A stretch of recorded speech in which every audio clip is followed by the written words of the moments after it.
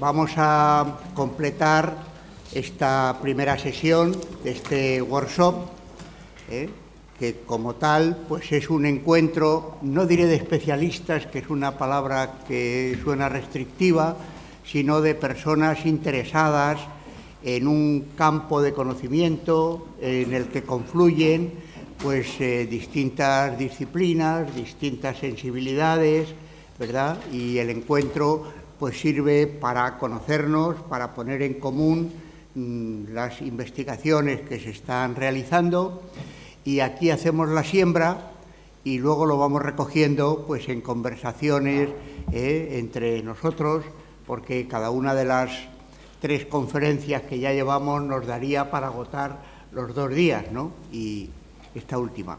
Bueno, nos vemos obligados a cambiar un poquito el orden por un problema técnico que no tiene nada que ver con el workshop, sino más bien con una cierta dificultad que había para la llegada de Jorge Domingo Cuadriello a tiempo desde La Habana. Entonces, para no tener que estar aquí un poquito esperando y con la incertidumbre de si iba a llegar o no, hemos pensado la forma más suave de cambiar el orden, y nos ha parecido que hablar del hijo de Gustavo Pitaluga a continuación del padre, ¿verdad?, pues era lo más conveniente.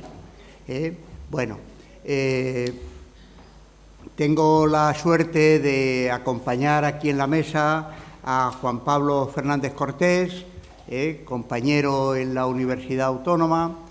He tenido la fortuna de ser vicedecano de profesorado y eso me ha permitido conocer a muchos compañeros, y cuando de algo no sabía o no sé, pues uno se apoya en los compañeros para decir, oye, necesito un compañero que intervenga, no puede faltar la música en un encuentro en el que se va a hablar de creadores, ¿no? Porque igual que ha pasado con la mujer, en otro orden, no tiene nada que ver, pero también a veces somos muy de texto escrito, ¿no?, los profesores de literatura y los filósofos, y nos cuesta acceder a otras formas de lenguaje. Sin embargo, pues gracias a los compañeros vamos adquiriendo esa sensibilidad y, como digo, no solo no podía faltar, sino que ocupa un lugar por sí mismo el dedicar un espacio aquí a un músico, ¿no?, a un músico que es el hijo, en este caso, de Gustavo Pitaluga, y contamos con la presencia de Juan Pablo Fernández, que es miembro del Departamento de Música en la Universidad Autónoma, que es un departamento que compartimos la Facultad de Educación y la Facultad de Filosofía y Letras. Y Juan Pablo tiene la virtud de que ha trabajado por igual la música culta, y no ahora, pero en algún momento me explicarás este interés por la Casa de Osuna, y también la música popular y el aprecio por géneros como la zarzuela, etcétera, pero también por formas musicales que tienen que ver con la periferia misma de la música y que tienen que ver con la relación entre el juego y la música, etcétera. Quiero decir que es una persona que tiene sensibilidad no solamente por la música culta o lo que se llama la música culta, sino por el espacio cultural que ocupa la música en el ámbito social. Y esto tiene que ver, pues, con la persona y el ámbito de que nos va a hablar hoy, que tiene que ver en buena medida con música y cine y alguna cosa más. Es un placer, de verdad, habernos conocido pasando por Málaga, estamos allí en los mismos pasillos, y sin embargo, y esto les pasa también a los americanos, que a veces se conocen pasando por Madrid, ¿no? Así que este papel, ya que hemos hablado de psicología, el papel de la mediación, que no quiere decir, no tiene nada que ver ser mediador con ser intermediario, son dos cosas completamente distintas. Aquí somos mediadores y me alegro mucho de que nos conozcamos aquí y que compartamos mesa. Así que tuya es la palabra, Juan Pablo. Pues muchísimas gracias, José Luis. Gracias también a todos los organizadores. Es un auténtico placer para mí compartir con todos ustedes, ¿no? Y con profesionales y académicos de disciplinas tan diversas, ¿no? Como las que estamos escuchando esta mañana, pero que confluyen. Yo, no hago más que anotar detalles de vidas, de trayectorias, de aspectos que están confluyendo esta mañana. Estamos escuchando los mismos espacios en los que viven los músicos, los artistas. Hemos hablado de la residencia de estudiantes, ha salido transversalmente el Liceo, un club. Están saliendo constantemente vidas paralelas, ¿no?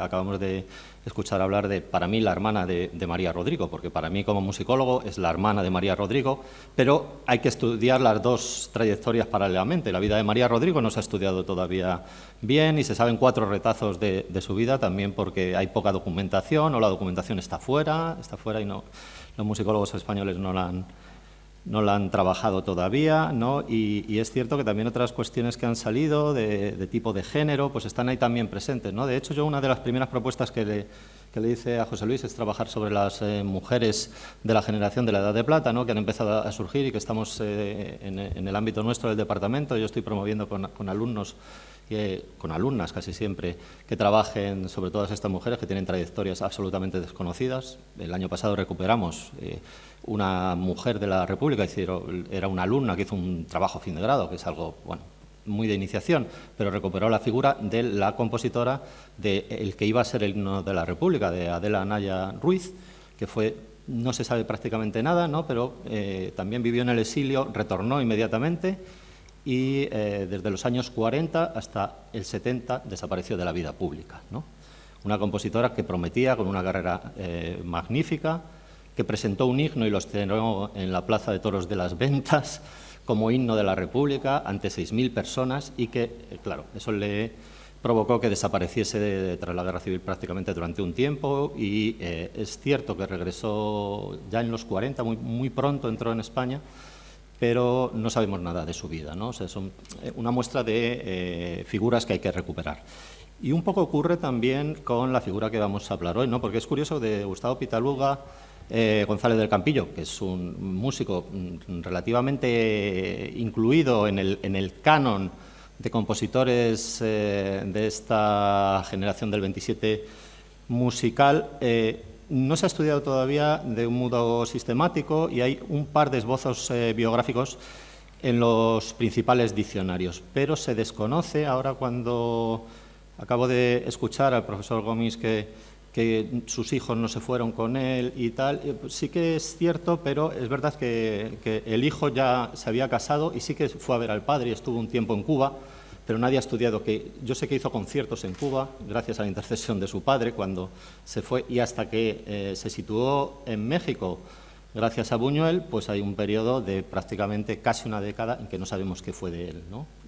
Tenemos pequeños detalles de su biografía como director de orquesta fundamentalmente, pero es un personaje lo suficientemente, como veremos ahora a continuación, lo suficientemente complejo, porque fue diplomático también, para que merezca la pena un estudio monográfico, al margen de que es un compositor, como luego escucharemos algunos retazos, lo suficientemente también interesante, ¿no?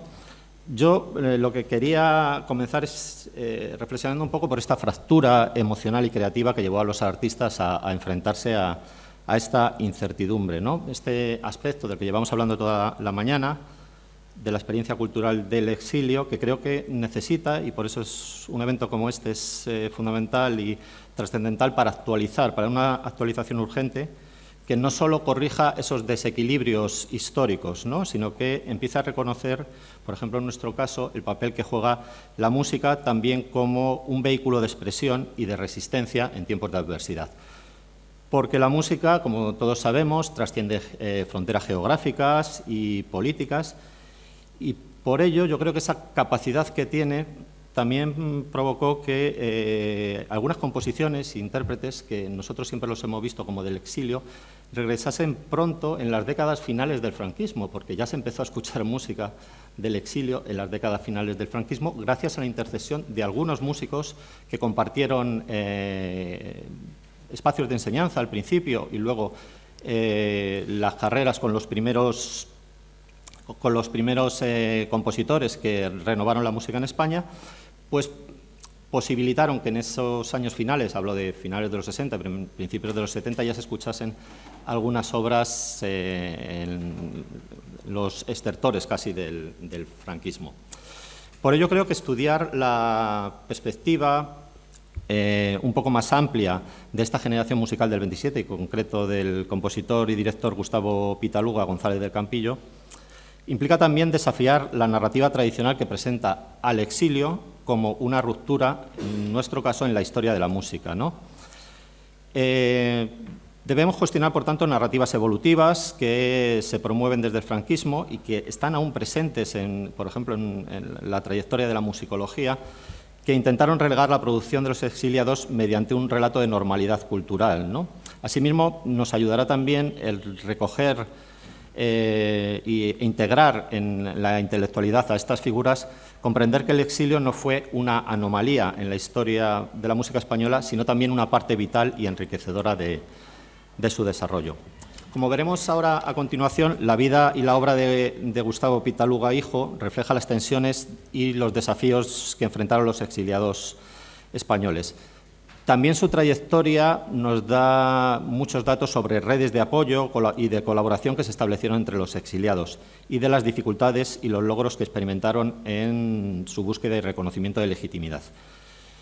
Fundamentalmente me voy a centrar en hablar de la llamada generación del 27 musical, que quizá para los especialistas en música se ha empezado a conocer desde hace una década y media o 2 décadas, se lleva trabajando sobre ello, pero para el resto de interesados en estos temas no es lo suficientemente, yo creo, reconocido o al menos integrado dentro del discurso intelectual, y que tiene varias ramificaciones en España, pero fundamentalmente se puede apreciar cuáles son sus principales intereses a través de un grupo de compositores que se llama el Grupo de los 8, que se reúnen en la residencia de estudiantes. Bueno, Gustavo Pitaluga, que vemos aquí en los años 30, González del Campillo, en una fotografía que no está...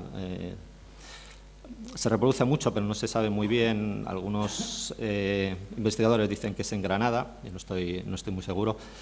Pero lo que sí sabemos es que fue un intelectual desde sus inicios, con ese ambiente familiar del que hemos hablado. No se dedicó a la música profesionalmente al principio, recibió formación en Derecho y sus primeras intenciones, también bajo la influencia de su padre, era ser diplomático y, de hecho, hizo carrera diplomática, muy interrumpida, lógicamente, porque nace en 1906 por la Guerra Civil. De hecho, tiene algún destino durante la Guerra Civil en París y en Washington al inicio de su carrera. Pero paralelamente hace una carrera musical, no de forma oficial, no le interesaban mucho las enseñanzas en el conservatorio tradicionales, pero estudia con los primeros maestros que están ya en el conservatorio, estudia violín con Julio Francés, que es uno de los grandes cuartetistas de la época, estudia composición con Óscar Esplá, que es uno de los compositores de la llamada generación de los maestros, y recibe también consejos de Manuel de Falla. Y digo consejos porque sí que hay algunas cartas que se conservan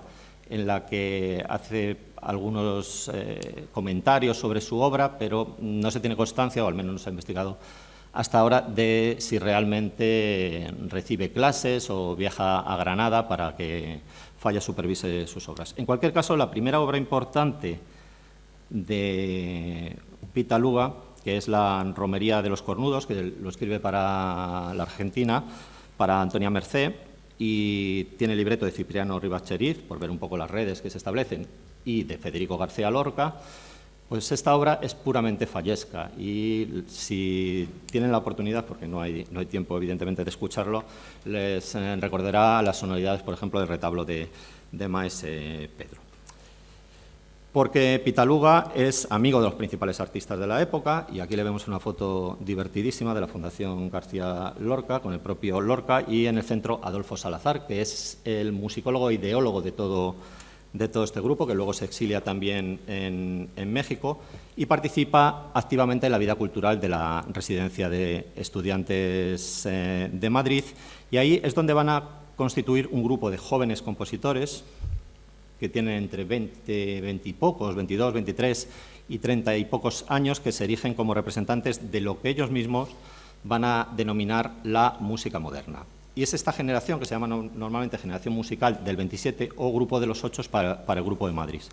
¿Quién formaban parte de este grupo de los 8? Pues Salvador Bacarise, Fernando Remacha, Gustavo Pitaluga, Julián Bautista, Juan José Mantecón, una mujer que no está, esta es una foto parcial que se publicó en una revista, en la revista Ritmo, y una mujer, Rosa García Ascot, además de los hermanos Halfter, Rodolfo y Ernesto. Y aunque no figuraban entre los compositores de la presentación oficial que se hizo con este cartel que vemos aquí, Música Moderna y Jóvenes Músicos Españoles, se suele incluir también otros personajes relevantes, como un personaje tan fascinante como Gustavo Durán Martínez, que no sé si lo conocen, es compositor, militar, espía, que luego se va a Grecia, y al mentor del grupo también, Adolfo Salazar, quien, además de compositor, era agitador cultural a través de la prensa y con sus columnas en el Sol, uno de los diarios importantes de la época. Estos compositores, con trayectorias muy diversas, no solo aspiraban a impulsar una nueva música, caracterizada por la simplicidad formal y por el empleo de melodías desprovistas de grandilocuencia, sino que también marcaron un punto de inflexión en la historiografía musical, ¿no? Y de hecho se habla, cuando se estudia esta trayectoria de la música española, se habla como la ruptura o el momento de modernidad de la música, con un acto fundacional, siempre hay que poner alguna fecha, que es el 29 de noviembre de 1930, en la Residencia de Estudiantes de Madrid. Se hace un primer concierto con todos estos compositores y es importante porque Pitaluga hace un manifiesto que luego se publica en la revista Ritmo, que se llama Música Moderna y Jóvenes Músicos Españoles. Y en este manifiesto, como veremos, se expone el ideario estético del grupo y muchas de las preocupaciones, si tuviésemos, son varias páginas y se publican 2 números, si tuviésemos oportunidad de leerlo extensamente, coinciden con las de la generación literaria del 27, por ejemplo, el desdén por el sentimentalismo y por la retórica, el rechazo al léxico, en este caso el léxico musical, como válido en sí mismo, y dice concretamente un pequeño fragmento que sí que les quería leer, Pitaluga: el compositor de hoy debe de olvidar tanto los viejos tratados como los nuevos, pero después de haberlos aprendido, lo que debe hacer es música. Este es su único propósito, y hacerla sobre todo, antes que nada, por gusto, por recreo, por diversión, por deporte. Y para ello utilizar los medios que se crean mejores, la estridencia o el almíbar, o los dos juntos si es preciso. Música auténtica, sin otro valor que este, musicalidad. Musicalidad pura, sin literatura, sin filosofía, sin golpes de destino, sin física, sin metafísica. Cuando un músico se pone a hacer metafísica, echaos a temblar. Le salen los truculentos argumentos de las sinfonías de mi tocayo Gustav Mahler. Yo no sé lo que hay que hacer, pero sí sé muchas cosas que no hay que hacer. No romanticismo, no cromatismo, no divagación, no, y esto es muy personal, emplear jamás un acorde de séptima disminuida. Bueno, aunque sea algo muy técnico, el acorde de séptima disminuida era el que más utilizaban los románticos y es casi un tópico de escritura, con lo cual lo que está intentando es promover un lenguaje absolutamente nuevo. La trayectoria de este grupo también nos vale para ver lo que ocurre con la dispersión de las ideas estéticas una vez que se generan tras la Guerra Civil y cómo no solo impacta este drama que se vivió con el exilio en las trayectorias individuales de los miembros del grupo, sino que también influye decisivamente en la evolución de la música española y en la interacción cultural entre nuestro país y los países receptores de los artistas. Para resumir rápidamente, que creo que es suficientemente interesante detenerse en la trayectoria de cada uno de los artistas que he nombrado anteriormente, que formaban parte del grupo, Rodolfo Halfter y Rosa García Ascot encontraron rápidamente refugio en México, donde continuaron su carrera. Julián Bautista se establece en Argentina. Salvador Bacarise se va a París y también continúa trabajando y se relaciona con otros artistas europeos de renombre. Ernesto Halffter, el hermano, en cambio, se queda en Portugal, donde había establecido su residencia un poco antes del conflicto y mantuvo un vínculo cordial con el régimen franquista. Pero se dedicó, o sea que sí que confluye con la generación anterior, porque se dedica a completar básicamente la obra póstuma de Manuel de Falla, que es la Atlántida. Y hay dos personajes que viven un exilio interior, que son Fernando Remacha y Juan José Mantecón. Una perspectiva también interesante que habría que considerar dentro de estos estudios del exilio, porque, por ejemplo, Remacha lo que hace es había recibido 2 veces el Premio Nacional de Música antes del conflicto, y lo que hace es dedicarse a trabajar en la ferretería familiar en Tudela. Se aleja de la vida pública absolutamente hasta finales de los años 50, y a finales de los años 50 vuelve a integrarse, cuando hay esta primera apertura del franquismo, y retoma la actividad, sobre todo de tipo didáctico, en el conservatorio, y es gente de la generación anterior a la mía que estudiaron con él, todavía con Remacha, en el conservatorio. Y en el caso de Juan José Mantecón, se retira también de la escena pública y se dedica a dar clases particulares, y sí que tiene algún pequeño empleo como pianista, pero es otro personaje que era ya funcionario antes de la República y tiene problemas para realizar una vida artística con una cierta visibilidad. Y en el caso de Gustavo Pitaluga, sí que sabemos, porque digo que hace falta todavía una biografía extensa y bien trabajada, que se dedicó a viajar por varios países de América Latina, porque en el 37, casualmente, cuando ocurre esto, está en un envío diplomático de la República en Washington. Y sabemos que pasa por Cuba, yo tengo documentado que pasa por Cuba haciendo conciertos durante un tiempo, gracias a la ayuda de su padre. Está en Chile, está en Argentina, me lo he encontrado en Brasil, en Venezuela, y se queda un tiempo en Estados Unidos con Buñuel trabajando en el mundo del cine y de la sonorización, y se establece finalmente, también gracias a la intercesión de Buñuel, a las redes que se establecen en México. Precisamente para Pitaluga, igual que para muchos otros artistas, la industria cinematográfica fue una gran oportunidad de desarrollo, ¿no? Es algo que hay que tener en cuenta, porque cuando estudiamos esta idea de la música, la música culta, nos centramos siempre en la música de concierto, ¿no? Y en las grandes óperas. Pero es que los artistas de esta época y los compositores de esta época les interesa muchísimo la tecnología, les interesa la radio y les interesa la producción cinematográfica y el mundo del sonido, no solo la música, ¿no? Entonces, Pitaluga, desde muy pronto, empieza a trabajar en el mundo del cine, y también porque se casa relativamente joven con una de las grandes actrices de la época, que es Ana María Custodio, a la que la vemos aquí en una película, la última película sonora y un musical que se estrenó justo antes del 18 de julio, creo que se estrena como en mayo del 36, que es El bailarín y el trabajador, que es una producción que se pasa a musical sobre una obra de Jacinto Benavente, y en este caso ese vínculo que establece con Ana María Custodio le lleva también a integrarse en toda la industria que se está generando en el momento del sonido cinematográfico. Pensamos que lleva apenas 5 o 6 años, ha llegado las primeras estudios sonoros, se establecen a finales de los años 20, 29, 30 en Madrid, y se crean hasta 15 estudios cinematográficos pensando en la sonorización. Esto implica necesidad de tener no solo músicos para componer, sino gente especialista en sonido, ¿no?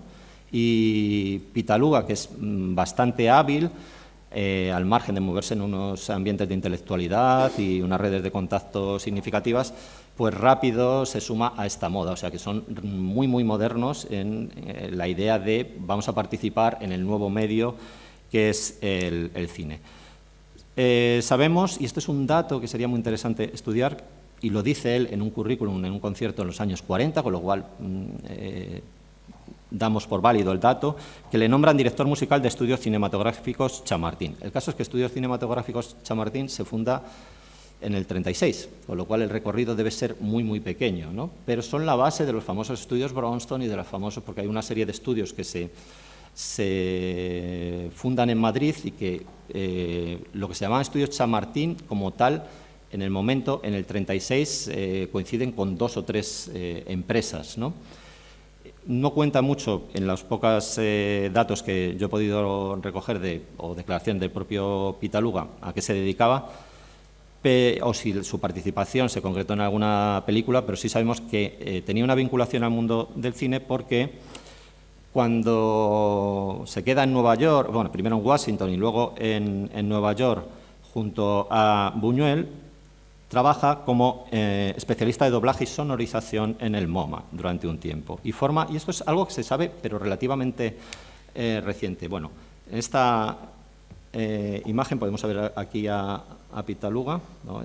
Quedarse con otros personajes, y vemos aquí al propio Buñuel, ¿no? Por intercesión de Buñuel trabaja en el MoMA y también trabajan otros exiliados como Eduardo Ugarte, que es un escenógrafo y guionista, y luego se va también con Buñuel a México, y trabajan entre el 40 y el 43 en un encargo de la Fundación Rockefeller con un programa destinado a adquirir, analizar y manipular películas nazi como fuentes de propaganda, y hacen la versión española, ¿no? Lo que hace Buñuel con Pitaluga es editar esas películas y hacer un resumen para que tenga una mayor difusión, en este caso en lengua española.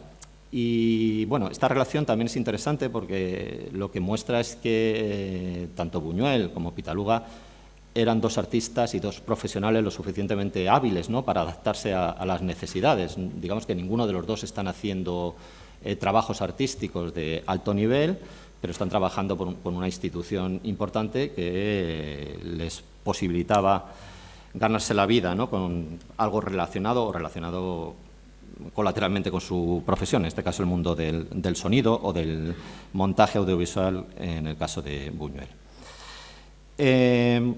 Como digo, después de pasar por todos estos lugares, Cuba, Chile, etcétera, como director de orquesta, sabemos que comenzó otra vez a componer. Hay un par de obras datadas interesantes, por lo que supone por un lenguaje avanzado, y son obras ya de concierto, casi expresionista, ¿no? Y es un lenguaje que cambia totalmente después de la experiencia vivida por la Guerra Civil, y de hecho hay una obra que no se interpreta demasiado, pero yo creo que se debía recuperar, que se titula Llanto por Federico García Lorca, que es muy temprana porque es del 44, para orquesta y voz cantada, en la que el recitador dice un texto muy trágico, extraído de diversos versos de las obras de Lorca, que dice: «Malditas sean las navajas y las escopetas y el cuchillo más pequeño, todo lo que pueda cortar el cuerpo de un hombre. Con su flor en la boca, sale a las villas y no vuelve». ¿Qué le ocurre a Pitaluga? Sería el siguiente paso cuando se intenta integrar en México de la mano de Buñuel. Bueno, pues no es nada fácil esa llegada, aunque sí que se ha contado, yo creo, una visión un poco almibarada a veces del exilio en México. Yo creo que tuvieron muy, muy complicado integrarse, sobre todo en las estructuras profesionales. En el mundo del cine había una política tremendamente proteccionista por parte de los sindicatos y unas estructuras administrativas que Buñuel lo recuerda en una entrevista ya posteriormente en el 65, que dice: «Nuestro sindicato de trabajadores en la producción cinematográfica es el mejor del mundo en cuanto a la defensa de sus miembros. Acoge todas las secciones de la cinematografía, desde el guionista, el violinista que interpretará la música, pasando por el barrendero. Y si este no ha sido pagado, se puede parar toda la producción. Es un arma poderosa para controlar a los productores a los que pagan. Esto es magnífico. Solo hay algo que impide el desarrollo del cine mexicano. No se acepta a nadie más en el sindicato». O sea, había una política para que no trabajase más que, en principio, profesionales mexicanos o con la nacionalidad. Esta situación afectó directamente a Pitaluga, quien tardó en integrarse en la industria cinematográfica, aunque llegó en los finales de los años 40, tal y como se refleja en las primeras colaboraciones con Buñuel, que son estas tres. Hace estas tres películas, las dos primeras en México, Los Olvidados y Subida al cielo, en los que pone música original, y ya posteriormente, porque Pitaluga regresa pronto a España, aunque prácticamente desaparece de la vida pública. Buñuel habla de él y dice que se encuentra muy mal anímicamente, que no se hace con la vida en España. Y en este caso, en las dos primeras, me voy a centrar en mostrar algunos ejemplos y en escuchar música de Los Olvidados. Lo que le ocurre fundamentalmente es que no puede firmar, en el caso de Los Olvidados, porque todavía no tiene la nacionalidad ni el permiso del sindicato, no puede firmar la música como tal, y como veremos a continuación es Halffter el que, al menos en las primeras versiones, aparece como autor, y de hecho en algunas historias del cine sigue apareciendo como autor o como coautor Pitaluga. Bueno, está lo suficientemente documentado que lo que ocurrió es que Halffter tenía el carnet del sindicato y dijo, bueno, pues lo firmamos a medias, pero luego lo vemos un momento en los títulos de crédito y lo que podemos deducir es que hubo un acuerdo entre ellos dos, que tenían una buena relación de amistad, para que la música la hiciera Pitaluga y firmase como tal alguien que tenía permiso. Lo más notable de esta película, a la que le vamos a dedicar ahora un par de ejemplos para escuchar música, ya que estamos hablando de música, y ver cómo se aplica a las imágenes, es, por una parte, el conocimiento de los lenguajes avanzados que muestra Pitaluga y también esa capacidad de adaptación a las imágenes, cómo se fusiona con la narrativa visual, y cómo veremos que en el inicio de cada secuencia la música actúa como un contrapunto paralelo para añadir un poco de profundidad emocional a una temática muy, muy compleja y trágica como es la de esta película. Me gustaría comenzar escuchando un fragmento de los créditos que se presenta a modo, porque Pitaluga es un compositor clásico, entonces utiliza técnicas clásicas cuando las está aplicando al cine y lo presenta como una pequeña obertura operística, o sea, presenta un tema que va a ser importante luego en el desarrollo argumental. Y claro, curiosamente, si tú ves por primera vez esta película, hasta que no la analizas, no sabes lo que te está presentando, pero la música sí que transmite tragedia, ¿no? Y lo que vamos a escuchar en los títulos de crédito es el leitmotiv de la muerte, ¿no?, que está presente a lo largo de la película, pero luego lo veremos en la trágica escena final. Creo que ver así, para quien no lo haya visto, yo, como se dice ahora, es spoiler. Voy a hacer spoiler total de la película porque vamos a ver el principio y veremos el final, así que lo lamento solo por motivos académicos, pero van a conocer ustedes el final de esta película. Si no la han visto, no queda mucho más que ver el final para entender lo que ocurre en el principio. Bien, me gustaría también que nos fijásemos, es un breve clip de 1 minuto, en cómo Pitaluga aparece no como compositor, sino como autor de los temas originales, ¿vale? Y luego nos paramos, si podemos, justo en el momento para analizar lo que dice. Ahí vemos que fondos y dirección musical de Rodolfo Halffter. ¿Qué es fondos? Dirección musical, yo entiendo como músico a lo que se refiere, pero lo de fondos, ¿qué es? Sonorización. Algo había que poner, basado en temas originales de Gustavo Pitaluga. Bueno, la música claramente es de Pitaluga, no tiene carnet del sindicato y la firman a medias. De hecho, hay alguna copia posterior en la que ya aparece Pitaluga, ¿no? Y se presentó a los famosos premios Ariel que hay en México, ¿no? Y estuvo nominado como finalista Rodolfo Halffter, no Pitaluga, curiosamente. Nos hemos quedado sencillamente desde el punto de vista auditivo con el tema, porque lo vamos a escuchar luego al final. Y sí que quería centrarme en la otra gran secuencia, que es muy emblemática también desde el punto de vista visual, y esta sí que la vamos a visionar completa, que es la secuencia surrealista del sueño, ¿no? Que en esta película, que podríamos englobarlo en el neorrealismo casi, de repente, como es muy propio de Buñuel, introduce una secuencia absolutamente ligada con un perro andaluz casi, ¿no? Una secuencia con la Vía Láctea. Es una secuencia muy, muy que entronca con las claves analíticas del surrealismo, y lo que vamos a escuchar aquí es, primero, el silencio, ¿no? Porque Buñuel, que estudió música, por cierto, y no pudo practicarla demasiado por la sordera que padeció desde relativamente joven, ¿no?, estaba al principio muy interesado por la música, por la sonorización en el cine, pero poco a poco comenzó a decir que no le interesaba absolutamente nada que en sus películas hubiese música. Y, de hecho, renegó bastante de la música que al principio le encantó, que hizo Pitaluga para esta película. Lo que vamos a ver aquí es un equilibrio entre, por una parte, el silencio, que es un elemento también musical, y una música muy inquietante, con unas células melódicas muy repetitivas, que están interpretadas por una flauta y un xilófono como instrumentos principales, y que evoca una atmósfera festiva. Esta ambientación musical no solo se ajusta a la pesadilla que vamos a ver de Pedro, sino que también simboliza una sensación de desapego de la realidad. Lo que vamos a ver es que Pedro se levanta, su madre aparece como una figura compasiva y cariñosa, luego hay una gallina con una visión sangrienta y un momento impactante cuando la madre le ofrece la carne cruda a Pedro. No podemos entrar en el análisis de toda esta secuencia, que por cierto ya ha sido analizada bastante por la historia del cine, y sí que quería centrarme en el papel que tiene el sonido, primero el silencio, o los juegos que se hacen entre el silencio y la sonorización con esta flauta y este xilófono que les invito a que reconozcan y a que escuchen. No vamos a ir, quería comentar un par de cuestiones más, a la secuencia que tenemos, que es la secuencia final, en la que aparece la muerte de Jaibo y de Julián, y la cuestión es que estaban enlazados los dos motivos, y el motivo ese de la muerte, que vuelve a aparecer en la secuencia surrealista.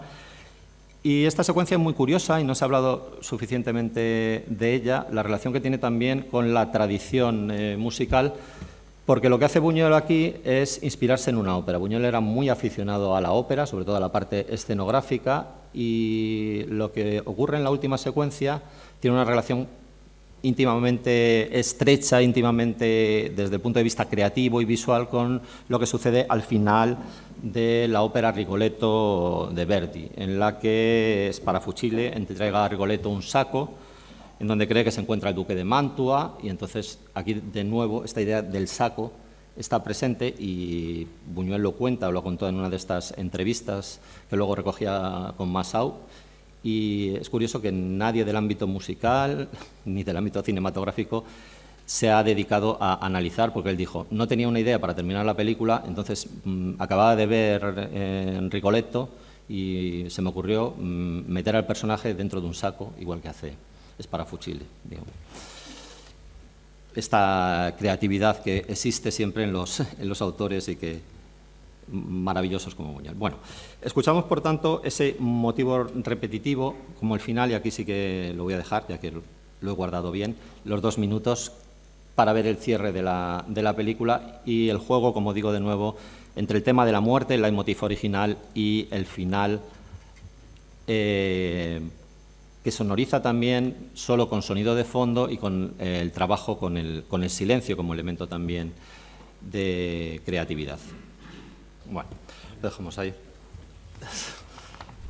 Bueno, me parecía muy trágico dejarlo así, con lo cual he elegido un ejemplo más para cerrar, que es de Viridiana, porque yo mismo cuando lo preparaba llevaba años sin ver la película y me impresionó muchísimo, ¿no? Me impresiona también el trabajo con el sonido, porque hemos escuchado el tema, por eso sí que al menos hemos puesto, y eso sí que lo he hecho bien, y prepararlo bien los vídeos, el de la obertura, que está en los títulos de crédito, nos está avanzando ya la muerte. O sea, cuando llegamos, es el mismo tema, es el tema, el leitmotiv de la muerte está presente ya en los títulos de crédito, ¿no? Y de hecho nos está contando, la historia que ustedes van a ver es tremendamente trágica, aunque por el momento parezca una película neorrealista con un argumento más convencional, ¿no? Por lo menos en su primer tercio, ¿no? Con niños que les ocurren determinadas cosas, pero que no parece que haya un gran problema, ¿no? Al margen de que sea una de las grandes películas de la historia del cine, ¿no? Que la UNESCO lo ha reconocido, yo creo que habría también que valorar necesariamente la contribución de Pitaluga, ¿no? Como músico al conjunto, ¿no? de la obra. Pitaluga volvió a colaborar, y por eso cerramos ya con algo más optimista, por lo menos desde el punto de vista musical, que también es una escena final. Solo he elegido escenas final, con lo cual muy mal si ustedes no han visto estas películas, pero como creo que todos las han visto ya, si estuviéramos con un auditorio más joven me dirían, no, nos has hecho spoiler, no lo vuelvas a hacer, por favor. Bueno, pues en este caso es Viridiana, que sí que participó Pitaluga como, en este caso, algo parecido a asesor musical, por lo que no compuso música original. No quería ya Buñuel que hubiera músicas originales en esta película. Hizo una selección con títulos y versiones de piezas musicales anteriores, y para ello le pidió también con el productor que seleccionase una serie de piezas que iban a utilizar una técnica que es muy habitual en la sonorización, que es la técnica del contrapunto sonoro, ¿no?, de la que habla, por ejemplo, Eisenstein o Pudovkin en los tratados, ¿no?, de sonorización, y que luego Adorno y Eisler vuelven a hablar de ella, que es insertar el sonido de forma anempática, es decir, contrapunto a la imagen, lo contrario de lo que nos está presentando la imagen. Y así se logra, curiosamente, un efecto mucho más realista, ¿no? Por ejemplo, si recuerdan ustedes, aunque no tengo tiempo para presentarlo, en la famosa Cena de los Indigentes, ¿no?, lo que aparece es el Aleluya de Händel, además desde un punto de vista diegético, porque lo que se hace es escuchar, poner un disco en una secuencia que lo que vemos son palabras irreverentes, gestos soeces, etcétera, ¿no? Y en esta escena final es muy curioso porque, por estas casualidades que ocurren también en la historia de las artes, ¿no?, lo que se escucha es una pieza de rock, concretamente una pieza de rockabilly, ¿no?, porque a mí sí que me interesa mucho, como decía el profesor Mora, esas relaciones que se producen. Me interesa la música de todos los tiempos, eso es verdad, desde un punto de vista cultural y social, ¿no? Por tanto, las músicas populares urbanas están muy presentes también. Este film es maravilloso porque nos permite escuchar músicas clásicas, muchas músicas populares tradicionales, músicas populares urbanas, gracias a la habilidad de Pitaluga, ¿no?, para realizar esta selección. Y lo que vamos a escuchar aquí es un rockabilly que se integró en esta película de una forma absolutamente casual. En los años 50 todavía no llegaban los discos de una manera sencilla a España, y este disco, que era Simi Doll, era uno de los que había llegado en aquellos formatos de EP que venían 2 canciones y 2 canciones. Yo soy lo suficiente mayor para conocer los LPs, pero no los EPs aquellos, pero sí que los he visto en filmotecas, que era la forma, no los singles, sino el otro formato que había con 2 o 3 canciones en cada una de las caras. Y en este caso, ¿por qué se seleccionó? ¿Por qué aparece este rockabilly aquí? Bueno, le pidió Buñuel a Pitaluga: buscan una de esas músicas modernas que parecen ruido, que están ahora de moda, ¿no? Y entonces uno de los productores ejecutivos de la película, que era Pere Portabella, su hermano era el dueño de Belter, ¿no?, que era una de las grandes productoras de la música ligera de la época, ¿no? Y le dijo: ¿qué disco acabáis de recibir? Pues mira, tenemos un disco de un sello muy pequeño que nos acaba de llegar, seguramente nadie lo conoce, se llama Simi Doll. En Estados Unidos lo conoce un montón de gente, pero aquí, bueno, pues va a parecer que es un material nuevo. Bueno, pues lo que hace es integrar esta música en la famosa escena, con una curiosidad, no la veremos, pero la canción suena en un gramófono, ¿no?, en un gramófono. Es algo rarísimo porque ya habrán visto ustedes el anacronismo, ¿no? Ya se estaba reproduciendo en vinilos de 33 y 45, los reproductores sí que existían ya en España, y lo que hace es ponerla en un gramófono antiguo a 78 revoluciones por minuto, ¿no?, en los discos que le llamamos comúnmente de pizarra. Y es curioso también, porque aunque no lo vamos a ver en la secuencia, le pregunta a Viridiana, a Silvia Pinal: ¿te gusta esta música? Y ella responde, dice: sí, es un disco de moda, lo cual no era cierto, porque el rockabilly no había llegado a España en los años 50 tampoco, pero, o sea, es más moderno que lo que intenta representar. Bueno, para recordarlo, escuchamos esta y terminar con un optimismo mayor que el que nos ha producido el final de Los Olvidados. Recordamos la escena final de Viridiana y la música. Lo dejamos ahí, creo que ya conocían el final oficial, ¿no?, el que fue, ¿no?, porque había un final alternativo, ¿no? Y yo creo que el papel que juega también la música, ¿no?, como ambientación, ¿no?, en esta maravillosa escena, y el papel que jugó Pitaluga. Bueno, ya para concluir, 2 detalles que me gustaría señalar. Como marcados por su experiencia de exilio, Buñuel y Pitaluga encontraron en los nuevos medios como el cine una forma de expresar su visión artística, pero también sus críticas sociales. Y también funcionó, yo creo, como una fuente de solidaridad y de apoyo mutuo, ¿no?, la industria cinematográfica en este contexto de exilio forzado. Habría que profundizar en el hecho de que Pitaluga enfrentó dificultades en México para integrarse en la industria, y debido a su condición de exiliado, aunque aportó una experiencia y unos conocimientos musicales a su trabajo y, por tanto, a las producciones que se realizaron en México. Y aunque no siempre fue reconocido en los créditos, como hemos visto por razones sindicales, su contribución fue esencial para crear esa atmósfera única de profundidad emocional, como hemos podido apreciar en Los Olvidados. El exilio y la experiencia de vivir en un entorno culturalmente diverso influyeron significativamente en el tratamiento de la música, en la colaboración entre Buñuel y Pitaluga, que les permitió explorar una amplia variedad de estilos musicales, desde composiciones originales, influidos por la música de vanguardia, música clásica o temas populares tradicionales, agregando así una riqueza y diversidad cultural a sus obras. La colaboración entre Buñuel y Pitaluga y otros artistas exiliados dio lugar a obras de arte que, yo creo, trascienden las barreras geográficas y temporales, dejando un legado perdurable en la historia de la cultura. La música se convirtió en una herramienta poderosa para explorar la condición humana y para desafiar las normas establecidas. Incluso en los momentos más difíciles del exilio, la creatividad y la expresión artística se alzaron como baluartes de resistencia y esperanza, subrayando su capacidad para sobrepasar adversidades y para dejar una huella imborrable en la humanidad. Muchas gracias.